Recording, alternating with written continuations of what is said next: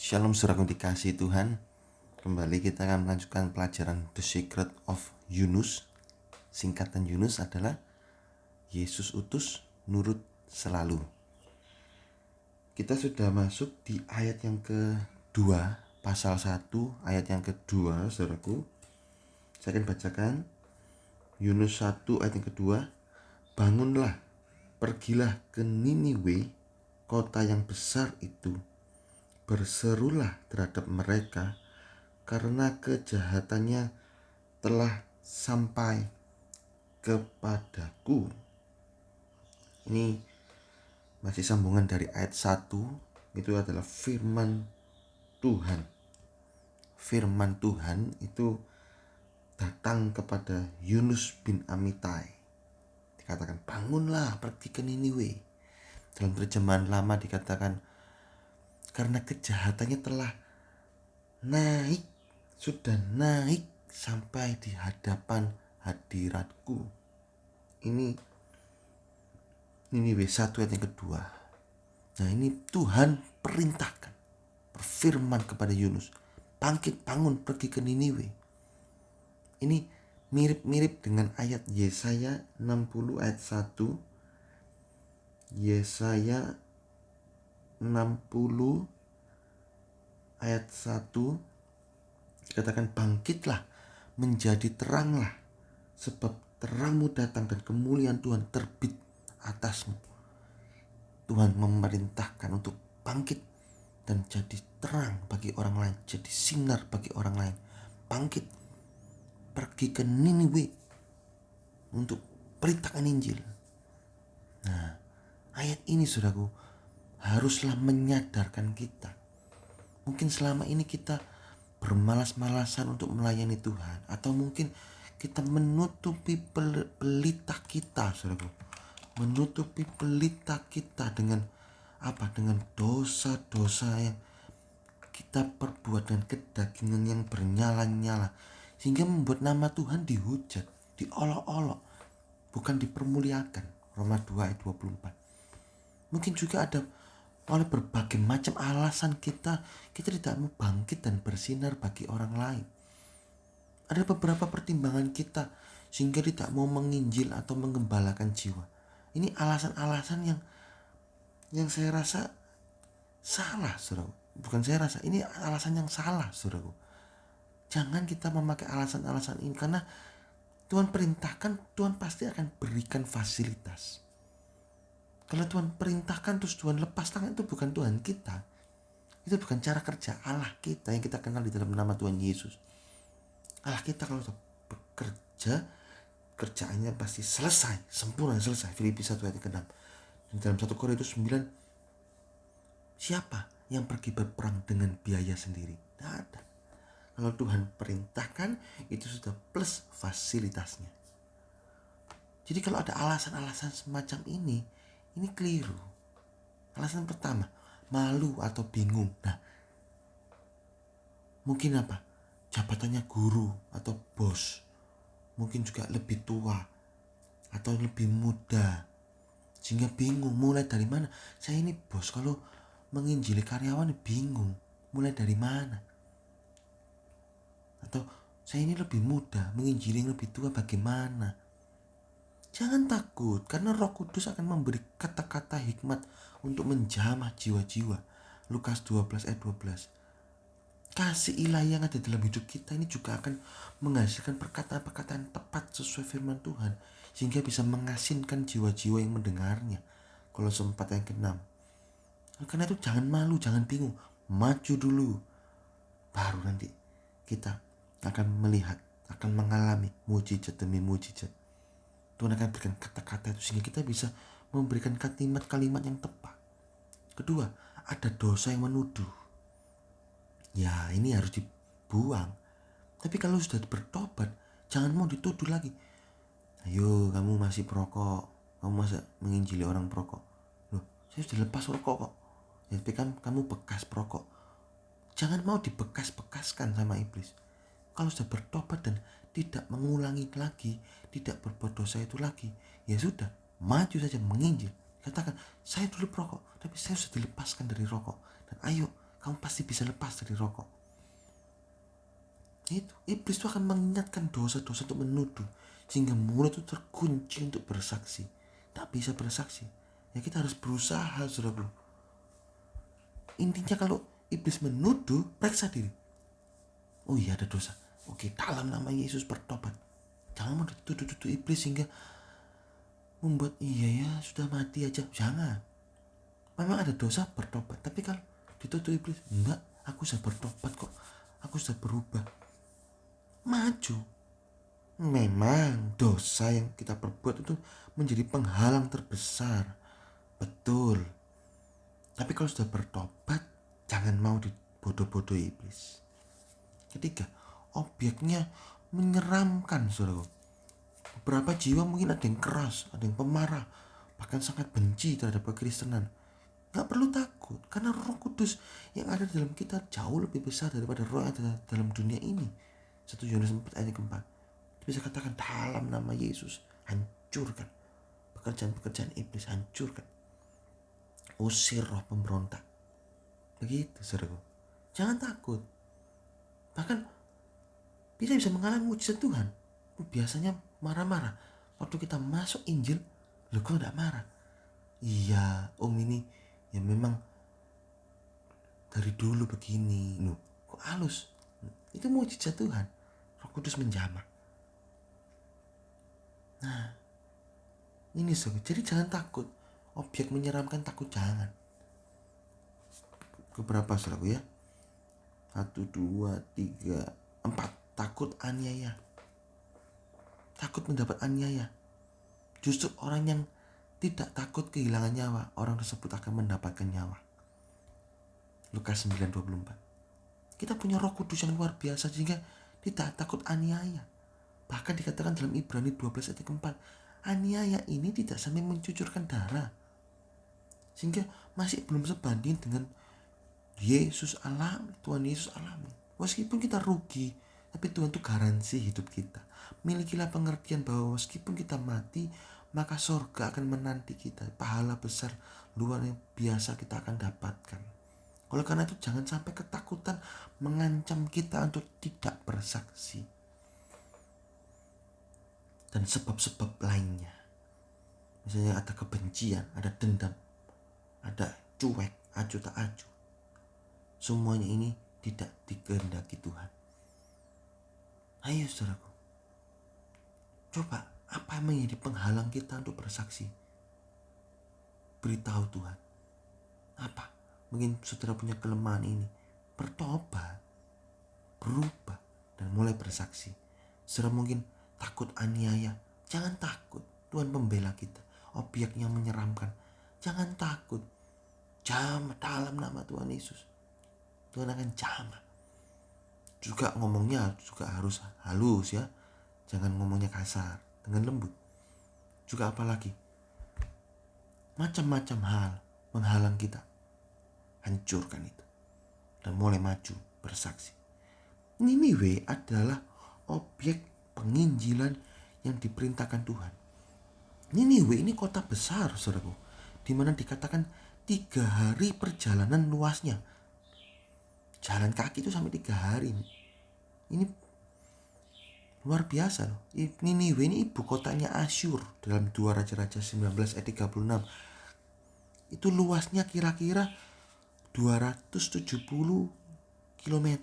Ini kira-kira saya ambil jika rata-rata 1 kilo ditempuh selama 15-16 menit berjalan kaki. Itu saya ambil. Nah, 15-16 menit saya kalkulasikan selama 3 hari sehingga ketemu 270 km.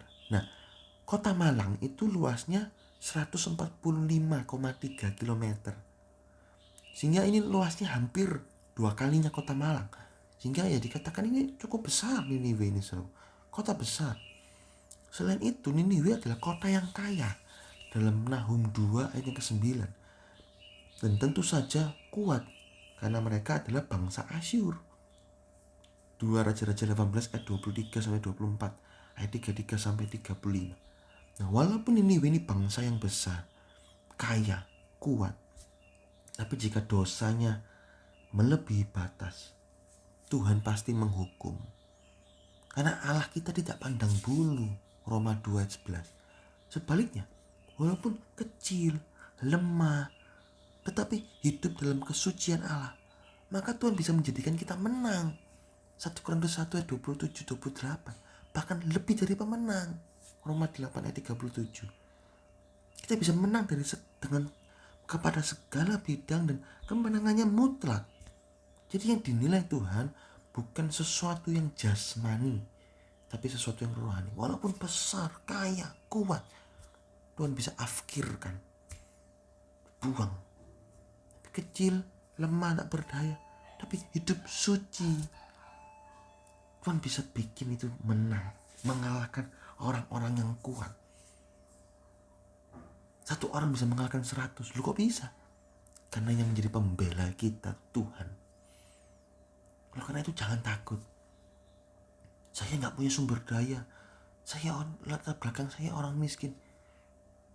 Di dalam Tuhan ada kesuksesan. Masa depan kita gak akan hilang. Masa depan sungguh ada, harapan kita tak akan hilang. Ini diafkirkan, dibuang, dihukum, dihancurkan. Sodom Gomora itu juga kota besar, kota yang subur, tapi dihancurkan. Allah gak pandang bulu. Yang penting itu kesucian. Ya, ada kalimat yang menarik, kembali ke Yunus 1 yang kedua. Kalimat yang menarik di sini adalah kejahatannya telah naik, telah sampai di hadapanku. Di sini kita melihat bagaimana cara kerja Allah dalam menghukum manusia, yaitu jika kejahatan manusia telah naik sampai ke hadapan Tuhan, atau istilahnya itu adalah telah naik sampai batas yang ditentukan Tuhan. Naik, hukuman datang. Prinsip ini dijelaskan dalam 1 Tesalonika 2 ayat yang ke-16. 1 Tesalonika 2 ayat yang ke-16 dikatakan dalam terjemahan lama saja, saya akan bacakan. Karena serta melarangkan kami daripada berkata kepada orang kafir supaya mereka beroleh selamat.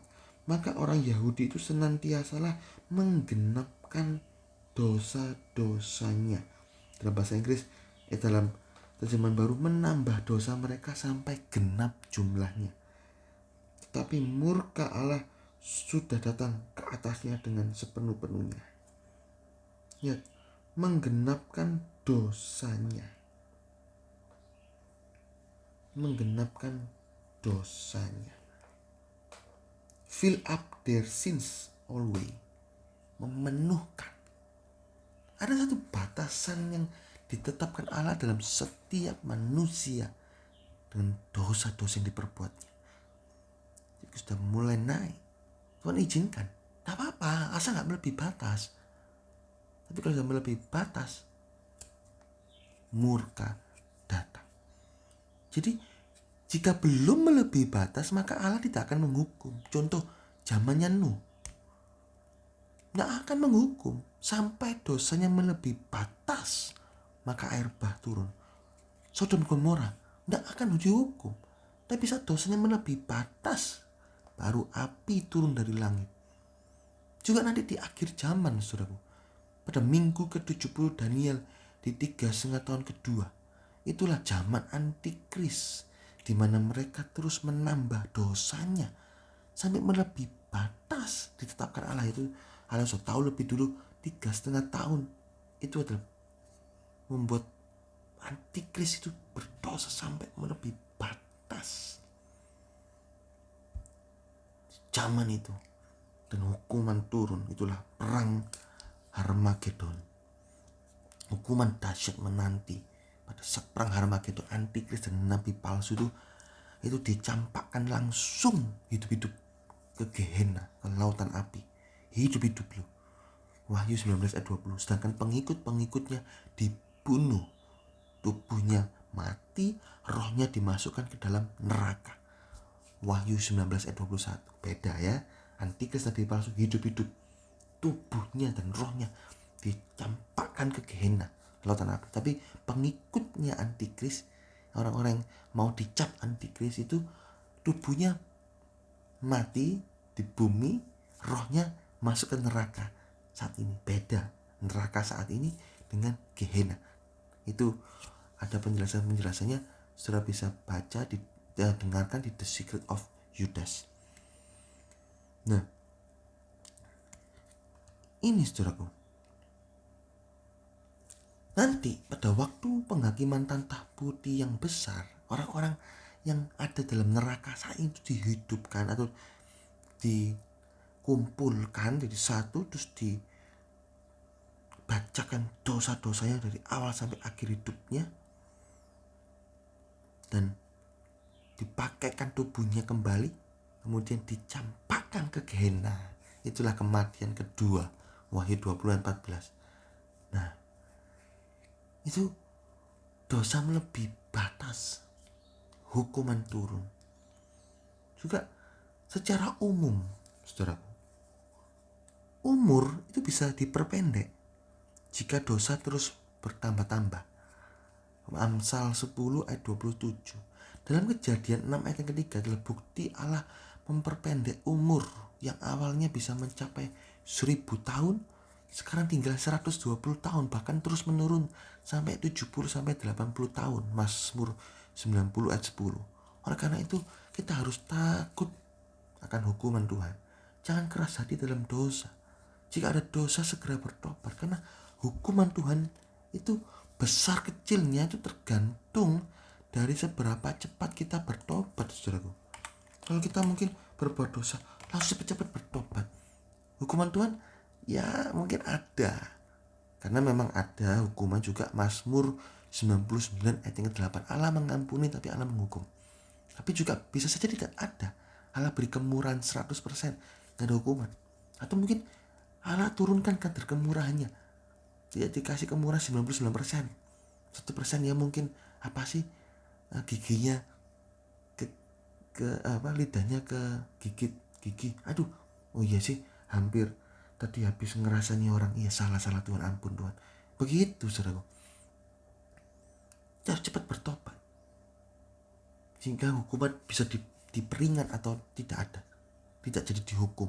Seperti Niniwe tidak jadi dihukum, diberi kemurahan 100%, tidak jadi dihukum. Nah, jadi ingat, melebihi batas hukuman datang. Hati-hati kalau kita beda. Nah, ini bahasan berikutnya. Kita harus tahu cara Allah menghukum orang kafir dengan menghukum anak-anaknya. Kita sebagai orang percaya itu disebut anak Allah. Nah, bedanya apa? Kalau anak Allah, hukuman lebih cepat datang. Loh, kok beda dengan orang kafir? Orang kafir kok rasanya Allah itu lambat menghukum. Kok batasnya dipertinto tinggi banget sehingga melebihi batas. Apa? Bisa berlas-las dalam daging. Tapi kalau anak Allah kok pendek banget, melebihi batas dikit sudah dihukum. Ini sudah dihukum, naik dikit dihukum, naik dikit dihukum. Kenapa Allah lebih cepat menghukum? Karena tujuannya supaya segera bertobat. Seperti halnya orang tua melihat anaknya nakal, langsung dinasihati, enak, jangan nakal, jangan lari-lari, jangan naik-naik, nanti jatuh. Sekali dua kali gak diabaikan nasihatnya, kiri gagal dipukul. Mana kakimu, saya pukul. Papa pukul. Tak boleh naik-naik, nanti jatuh gimana? Nah, Allah Bapak seperti itu. Harus cepat dihukum supaya gak lebih hebat lagi nakalnya. Allah Bapak mengasihi kita, jadi lebih cepat dihukum karena kita ini anak. Ibrani 12 ayat yang ke-6 sampai ke-8. Nah, kalau anak orang lain, orang tua tidak mungkin menghukum. Tidak mungkin menghukum. Dilihat ya di biarno. Paling ya hati-hati lo ya, Dek, ini jatuh. Nah, kan gitu. Mana orang tua nih? Duh, ini jatuh lo. Coba orang tua mana? Dengan begitu. Jadi walaupun senakal apapun, mungkin di luar jalan apa lari-lari, waduh, meso-meso di luar. Orang tua ya diem. Paling kalau sudah deket dengan anak, ayo, kalau main jangan meso-meso gitu. Tapi kalau anak kita meso, nak, ngapain kamu meso-meso? Itu bicara apa itu? Bicara kotor itu. Bertobat. Kalau enggak, kalau ngomong kotor lagi, papa hukum. Nah, beda. Orang kafir, Allah tidak cepat menghukum. Nah, walaupun demikian, orang tua kita kalau melihat anak orang lain udah melebihi batas, mungkin anak orang lain sebut mendorong anak kita, ya marah orang tua. Loh, kamu udah melebihi batas loh. Dari tadi tak lihat kamu meso-meso apa, tak biarkan loh. Kamu mendorong anak saya ya, kamu urusan dengan saya. Mana orang tuamu? Cik, ini kurang ajar Cik, dorong anak saya loh.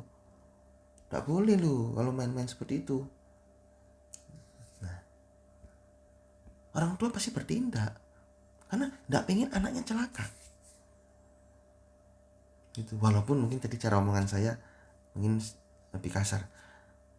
Biasanya lebih halus. Jangan lo ya dorong-dorongan ya. Jangan lo ya dorong-dorongan. Itu kalau anak kecil. Kalau lebih dewasa dorong-dorongan. Apalagi harus dewasa dipukul. Kamu kok mukul anakku? Gitu. Ya itu tergantung respon orang tua. Tapi itu orang tua pasti marah kalau berusaha mencelakakan anaknya. Pasti orang tua bertindak menghukum anak orang tersebut. Entah itu mungkin dilaporkan polisi atau yang lain. Prinsip-prinsip inilah yang dilakukan Allah. Pengkhotbah 8 ayat 11 menjelaskan bahwa hukuman atas orang fasik tidak segera dilaksanakan. Habakuk juga menyatakan bahwa Allah seakan-akan berdiam diri melihat orang fasik. Habakuk 1 ayat 13. Daud juga pernah menulis dalam Mazmurnya, seakan-akan Allah juga berdiam diri melihat orang fasik. Mazmur 37 ayat 10, Mazmur 73 ayat 1 sampai 16. Tapi jika dengan anak-anaknya, Allah seakan-akan lebih cepat menghukum. Nah, orang yang hanya membaca Mazmur 73 ayat 1 sampai 16, orang tersebut belum paham maksud Allah. Tetapi jika diteruskan dari ayat 17 sampai 28, maka itu ada perbedaan antara orang fasik dengan anak Allah. Maliaki 3 ayat 18 juga menjelaskan bahwa Allah akan membuat perbedaan antara orang fasik dengan orang benar. Jadi berbahagialah jika kita mendapat penghajaran dari Allah, karena Allah tidak ingin kita masuk dalam masa penghukuman dunia. 1 Korintus 11 ayat 32. Tapi hal yang terbaik adalah tidak berbuat dosa, melainkan hidup dalam kesucian Allah. Ini saudaraku ya, ayat yang kedua saudaraku. Jadi kita belajar Yunus 1 ayat yang kedua ini dua hal tentang penginjilan. Tiga hal tentang penginjilan, tentang Niniwe, kota besar, tapi Allah hukum. Allah gak peduli. Allah Allah tidak memandang bulu. Salah bicara. Allah tidak memandang bulu. Roma 2:11. Walaupun kamu besar, kaya, tapi kalau kamu berbuat dosa, Allah hukum. Yang ketiga, cara kerja hukuman Allah. Kalau melebihi batas, Allah pasti akan hukum. Tapi kalau tidak melebihi batas, Allah biarkan. Tapi kalau anak-anaknya sedikit salah, dihajar. Beda loh, dihajar dengan dihukum. Orang gak kenal Tuhan, Allah hukum. Anak-anak Allah dihajar supaya cepat bertobat. Oke, puji Tuhan, Tuhan Yesus memberkati.